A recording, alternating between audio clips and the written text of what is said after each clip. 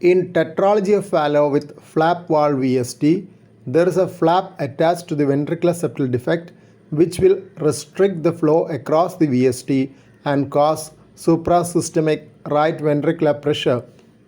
Usually, right ventricular pressure is just systemic in tetralogy of Fallot because the large unrestricted VSD equalizes the pressures in the two ventricles. P.R. Kumar and colleagues had reported 5 cases of TOF with flap valve VSD. TOF with restrictive VSD and suprasystemic right ventricular pressure has a high mortality rate.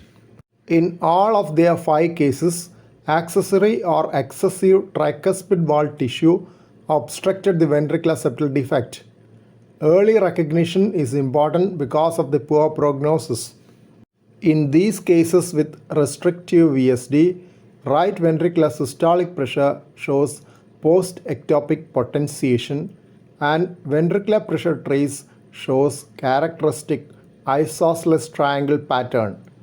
This is in contrast to the rectangular shape seen in those with non-restrictive ventricular septal defect. Post-ectopic potentiation is not seen in usual TOF as the right ventricular pattern is influenced by the left ventricular pressure changes due to unrestricted VSD.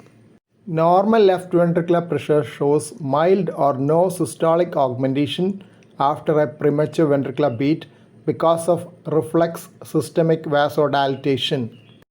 These patients are prone for right heart failure. A prominent A wave in the jugular venous pulse, not expected in usual TOF, is an important physical finding suggesting suprasystemic right ventricular pressure.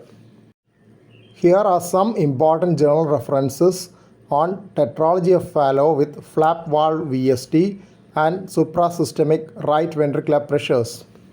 Please don't forget to subscribe to this channel for future updates and click on the bell icon for all updates.